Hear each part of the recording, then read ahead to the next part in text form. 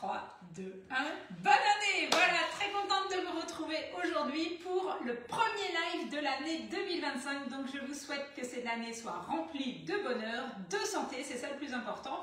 Et puis que vous soyez heureux en famille. Voilà.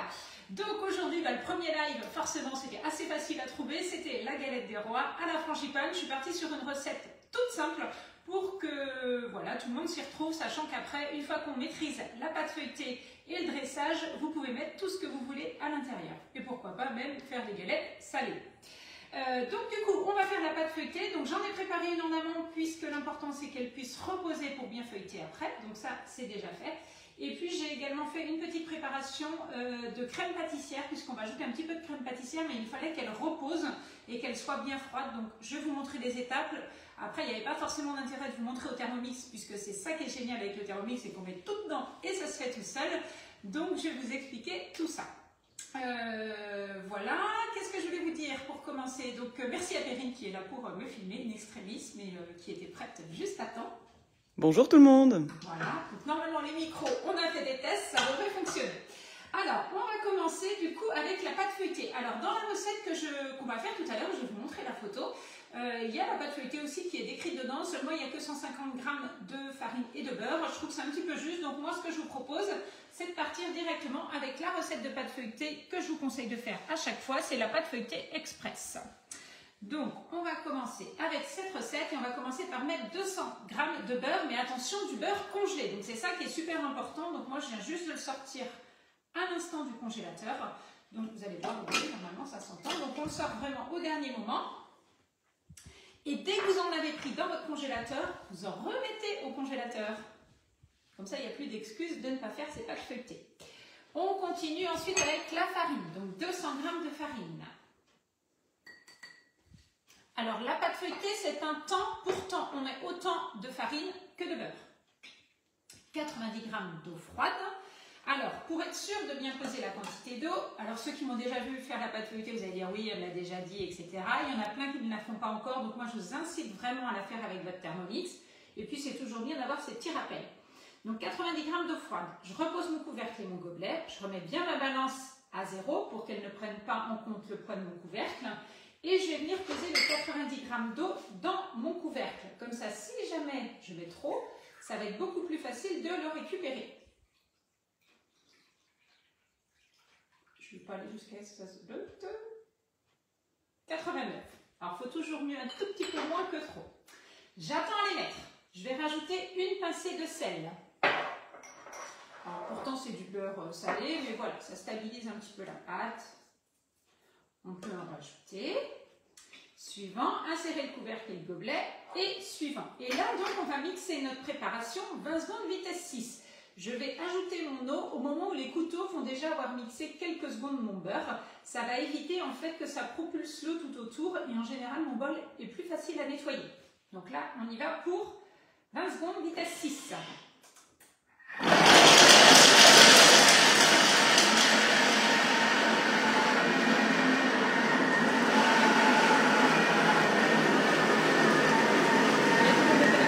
Oui, un petit peu.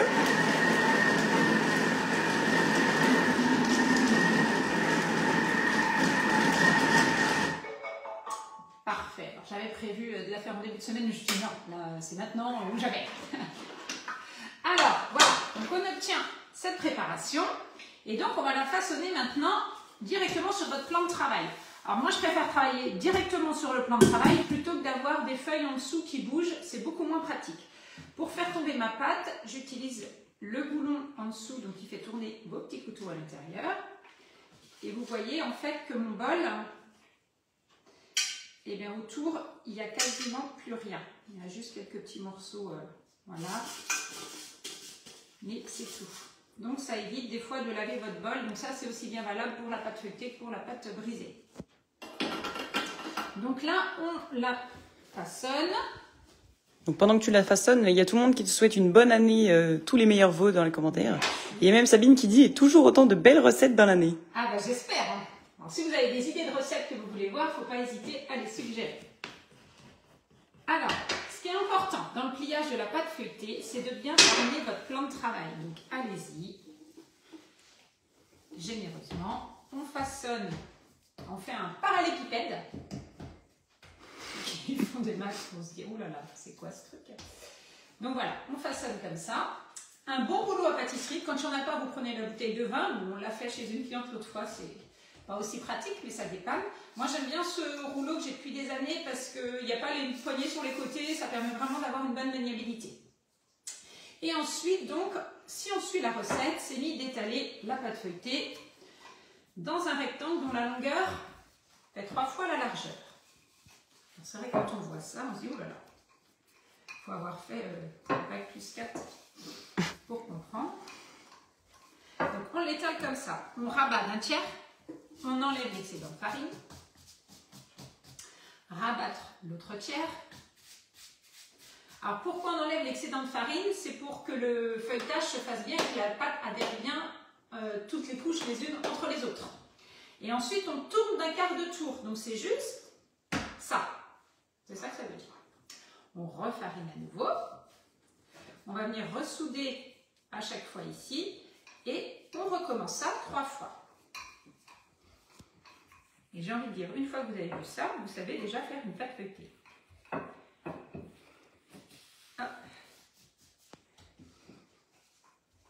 Voilà. Et on recommence. Donc on rabat le tiers, on enlève l'excédent de farine, on rabat le tiers et on tourne. On dirait une danse. Exactement. Et vous voyez, alors on ne met pas forcément tout son poids et toute sa force dessus. Vraiment, là, elle file sous le rouleau, la pâte. Hein. Voilà. Et voilà, c'est tout. Donc on fait ça 3 fois. On ressoude bien ici à chaque fois. On réappuie. Vous allez dire, ça paraît tout simple quand on voit faire, mais passez la vidéo doucement et faites-le en même temps. Vous allez voir que c'est super simple. Et donc maintenant, on la met dans un film ou dans un papier sulfurisé, hein, comme vous voulez, et il faut la laisser poser. Donc l'avantage, si vous voulez faire votre pâte feuilletée, enfin votre galette des rois pour demain, vous pouvez très bien la faire 2-3 jours avant votre pâte feuilletée. Au contraire, le feuilletage sera encore plus élevé et plus haut. Donc ça ne pose pas du tout de souci de la garder quelques jours au réfrigérateur. Donc là, je vais la mettre et je vais sortir l'autre que j'ai fait ce matin. Voilà, donc on va les laisser un petit peu à température ambiante. Petite astuce aussi pour votre plan de travail. Là, si vous sortez votre éponge, vous allez bien salir votre éponge. Donc utilisez votre spatule qui va gratter en fait l'excédent de pâte et de beurre et ça va être beaucoup plus facile à nettoyer. Voyez? Voilà, quelle que soit la matière de votre plan de travail, ça marche bien. Voilà, poubelle. Alors, je me lave les mains et on va continuer du coup avec l'intérieur de notre galette des rois. Alors, donc du coup, on va partir sur cette recette qui est très bien notée. Donc, je l'ai mise dans la semaine. Je vais vous faire un petit topo sur un petit live, je pense, dans les semaines à venir, uniquement sur Cookie Dough pour vous montrer tout ce que Cookie Dough peut vous apporter. Donc là, je l'ai mis dans la semaine. Donc, galette des rois à la frangipane. C'est cette recette qui est bien notée. Elle doit avoir 600 votes, en fait, à 4,5 sur 5. Donc, on a toujours le défilé de la recette ici. Alors, comme on a déjà fait notre pâte feuilletée, on va venir directement ici à l'étape 2. L'étape 2 que j'ai déjà fait puisque c'est votre crème pâtissière. Donc, en fait, pour cette crème pâtissière, vous voyez, il n'en faut pas une grosse quantité. Il vous faut juste 20 g de sucre en poudre, un jaune d'œuf. Donc, moi, elle est bien jaune. J'ai des poules qui pondent un petit peu, pas trop, mais voilà, j'ai réussi à en sauver un, donc un petit peu plus jaune. 10 g de fécule de maïs et 130 g de lait. Et en fait, vous faites chauffer juste le tout 7 minutes, 90 degrés, vitesse 4. Tout ça, je vais vous le remettre de toute façon. Donc voilà, ça vous permet d'avoir une préparation que vous filmez au contact. Donc filmer au contact, c'est pour éviter que ça croûte en fait. Donc c'est vraiment d'avoir ici votre film au contact de la préparation. Voilà. Et donc on réserve au frais, bien filmé au réfrigérateur. Alors, donc maintenant on arrive à cette étape où on va rajouter notre crème pâtissière froide. Donc je garde mon bol, c'est la même préparation.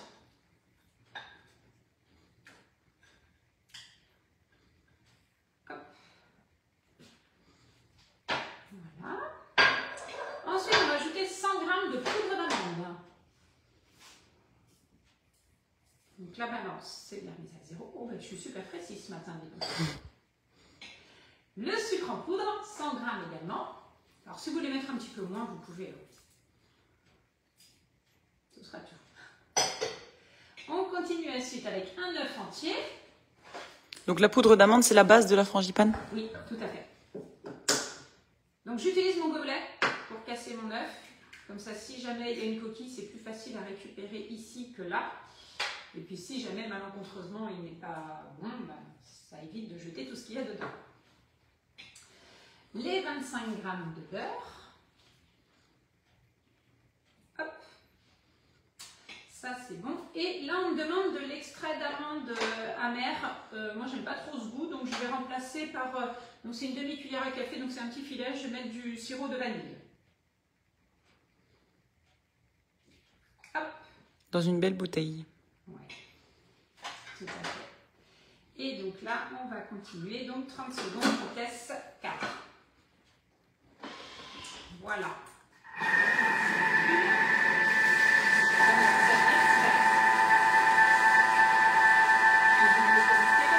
Oui. Et il faut évidemment que je vous parle aussi de la super offre qu'on a là pour bien lancer l'année 2025. Donc on va faire ça juste après.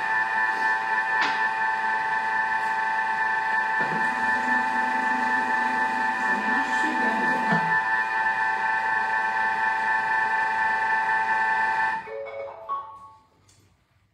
Voilà. Donc préchauffer le four à 180. Donc ce qui est important pour votre pâte feuilletée, pour qu'elle feuillete bien, c'est le choc thermique. Donc un four très très chaud. Moi je vous conseille des fois de le préchauffer plutôt à 200 degrés et d'enfourner juste 2 minutes à 200 degrés et de baisser après à 180. Et votre pâte, c'est vrai que là je ne vais pas la faire cuire tout de suite, donc vous verrez le résultat que quand on l'aura fait cuire, soit plutôt demain je pense. C'est que votre pâte c'est mieux si elle repose, enfin votre galette en fait au froid. Comme ça vous avez une galette bien froide et un four bien chaud et là clac, vous avez vraiment un très très beau feuilletage. Voilà, et là notre préparation, elle est prête. Nickel. Ouh. Voilà. Donc assez simple à faire quand même. Donc sur la feuille de papier de cuisson, donc ça on va étaler nos pâtons. Alors, ça vient là. Et qu'on n'oublie pas la fève. Alors du coup là on va la diviser en deux. Je prends ma spatule.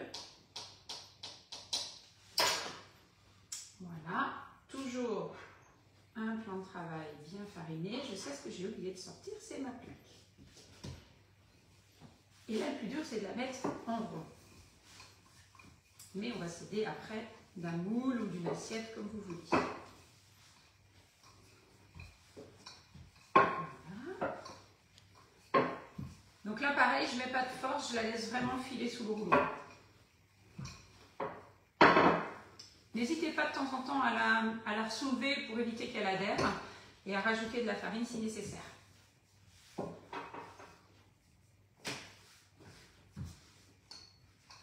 Alors en fait, il n'y a pas tous les temps de pause quand on fait la pâte feuilletée au Thermomix, puisqu'en fait on utilise du beurre congelé, donc le beurre est directement incorporé en fait dans la préparation. On peut utiliser aussi un beurre de tourage, donc c'est un beurre qui est un peu différent, qui est un peu plus riche en matière grasse. Mais qui coûte assez cher, donc voilà, il faut quand même un beurre de bonne qualité. Hop.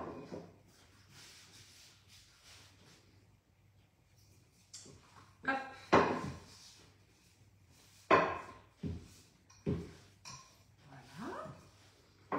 Vous voyez, c'est pas un galette rond pour l'instant. On peut choisir de la faire carrée. Une année, j'en avais fait une carrée, je crois d'ailleurs. J'avais pas réussi à la mettre en rond. C'est pas grave. Ça se fait aussi. Ça fait des petits carrés, c'est assez sympa aussi. Hop, je vais prendre un moule ici. Oula, je suis pas trop mal. Et on va venir ici couper. Alors, ces chutes, on va les utiliser. Soit on les garde pour en faire une, on peut les garder 3-4 jours, comme je vous ai dit, au frigo. Ne surtout pas les mettre en boule. Voilà, c'est bien, Karina, mais je vois que tu retiens la langue, c'est bien, tu es une experte de l'utilisation du thermomètre, la langue de Pini. On les remet surtout pas en boule, sinon vous allez casser votre feuilletage. Donc on les resuperpose et on les réétale comme ça. Voilà. Et après, il faut décoller. Comme ça. Bon. Et là, on pose du coup sur notre papier sulfurisé directement, que je n'ai pas sorti.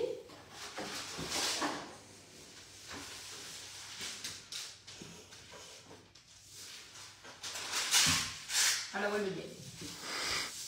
Et pour déplacer votre pâteau, en fait, vous allez l'enrouler autour. Sinon, il va tout se détendre, il va se déformer surtout. Voilà. Comme ça va être beaucoup plus facile pour le déplacer après. Vous aurez juste à le tirer sur votre grille.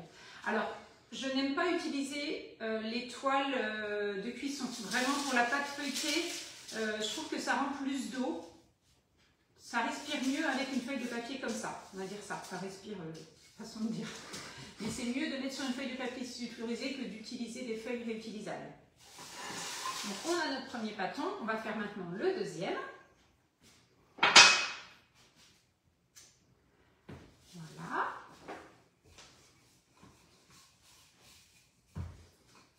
Et on va essayer de le faire un tout petit peu plus grand. J'ai un autre moule, mais je pense qu'on va plutôt utiliser celui-là. Et on va tracer un petit peu plus large. Et donc c'est le grand qu'on met en dessous? Je ne sais jamais. Non, c'est le petit qu'on met en dessous et le grand dessus. Bah si, pour refermer dessus, il faut bien que ça redépasse. D'accord. Ça va être un petit peu plus bon.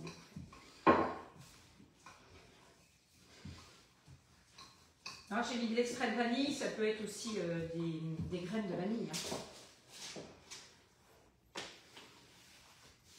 D'ailleurs, j'en avais sorti une douce, je ne sais pas pourquoi, dans ma recette, je pense que... Ah, c'était pour ma crème pâtissière que j'ai utilisée tout à l'heure.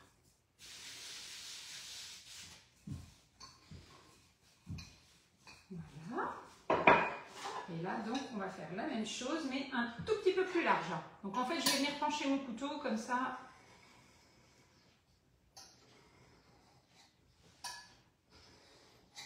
Alors, si vous faites attention à votre plan de travail, hein, moi je peux vous couper dessus, mais si ce n'est pas le cas chez vous, mettez quand même une protection. Je ne serai pas responsable des coups de couteau sur vos plans de travail. Voilà. Alors ça peut être des petits feuilletés sucrés, salés, hein, vous mettez en petite torsade ou autre. Donc pareil, je la réserve ici. Sur mon rouleau. Donc on va repartir de notre base. Alors soit on met en poche à douille, ça peut être bien pour bien étaler. Après moi j'avais envie de vous montrer une galette des rois simple, rapide et que vous ayez envie de la faire. Donc on va le faire tout simplement en étalant directement notre pâte dessus.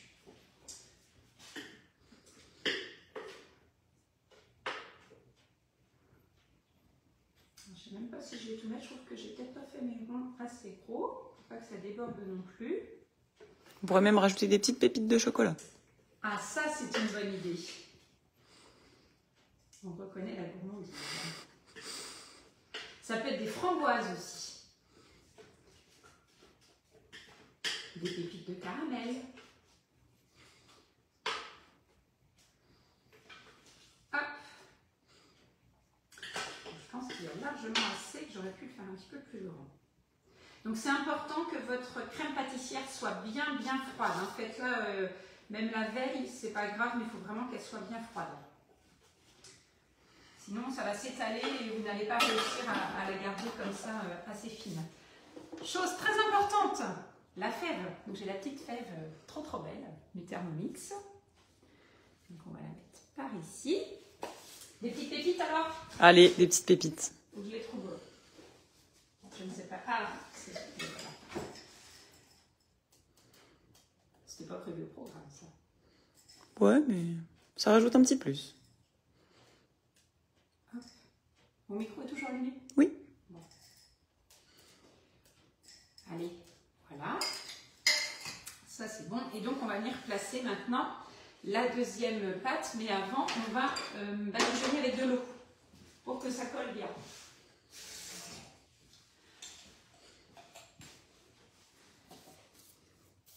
Ça donne envie. Hein. Ouais. Première galette des rois de l'année. Exactement, mais pas la dernière, je pense. Vous voyez, il ne faut pas que je perde de temps puisqu'elle commence à couler un petit peu sur le bord. Et il faut quand même qu'elle me laisse de la place de ce côté-là. Donc on laisse à peu près 1 cm tout autour. Elle me fait peur de ce côté-là.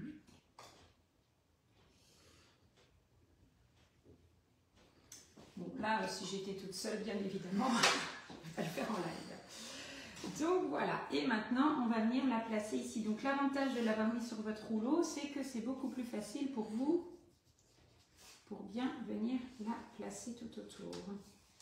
Parfait. Et donc, on va venir bien appuyer ici tout autour, pour bien souder. Et pour pas que la préparation... Voilà, c'est ça. Et il y a encore des petites étapes importantes pour éviter que,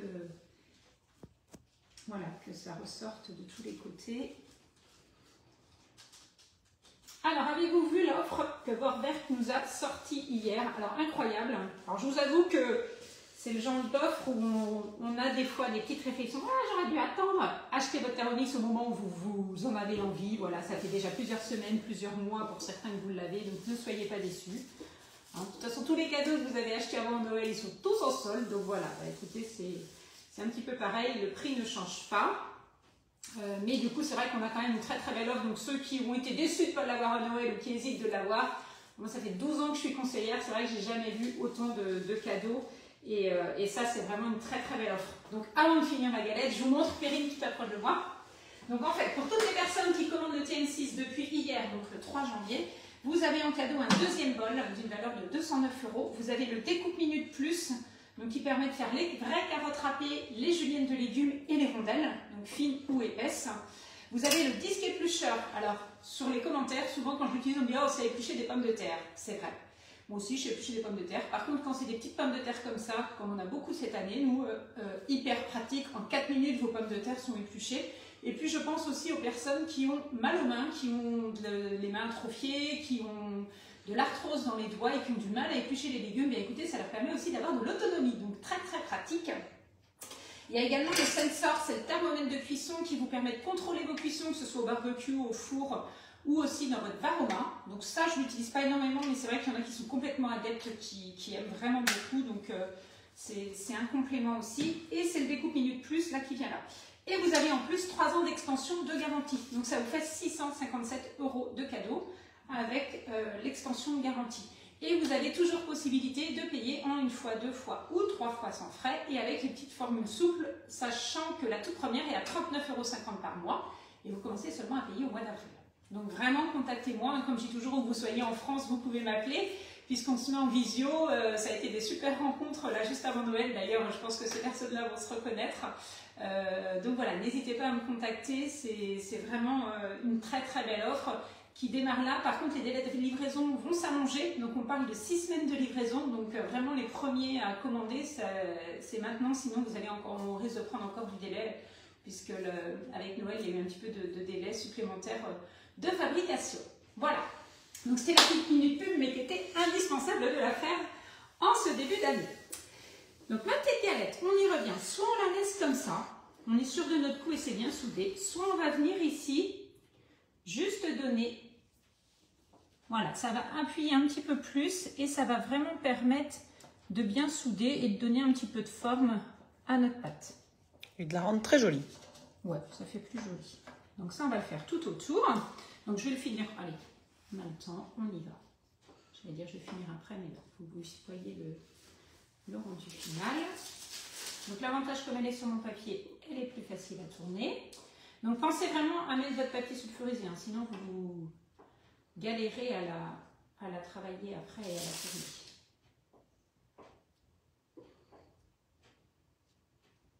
Voilà. Sur le dessus, on va badigeonner avec un jaune d'œuf.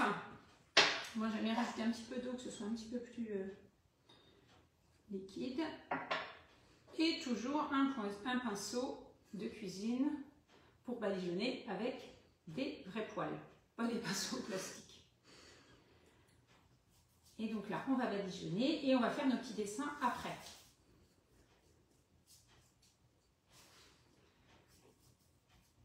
Ça va lui donner une belle couleur. Exactement. Alors, il y a une autre recette qui est très bien aussi. C'est avec galette des rois à la vanille où on fait un sirop à la fin. Donc, un sirop avec du sucre, de l'eau et de l'orange amère, je crois, ou un petit peu de kirsch, je ne sais plus. Et on la met dessus. Donc, ça la fait briller un petit peu aussi, comme chez les boulangers ou plus les grandes surfaces en général. Moi, je ne suis pas trop fan de rajouter un sirop dessus. Donc, je trouve que comme ça, déjà, elle est déjà très brillante. C'est déjà pas mal. Donc là, on va essayer d'homogénéiser un petit peu. Voilà. Puisqu'en fait, beaucoup de pinceaux que vous donnez, vous les retrouvez aussi à la fin. Ils vont bien se voir après la cuisson, en fait. Voilà. Et après, donc, le dos d'un couteau. Et on va venir dessiner ce qu'on veut. On dessine quoi? Des feuilles? Allez. Le classique. Montre-nous ton côté artistique. Ben, le côté artistique, en général, je ne l'ai pas trop, hein, mais bon. On va faire ce qu'on peut. Et bien avec le dos du couteau pour pas faire des trous dans la pâte. En fait. Même si tout à l'heure, vous allez voir, je vais faire quelques petits trous pour que l'air s'échappe. Il faut quand même éviter de percer trop votre pâte, en fait.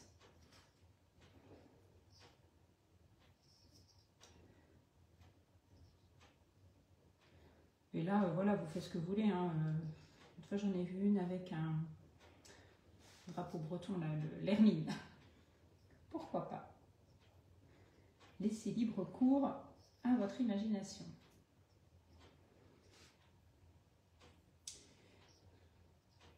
Voilà.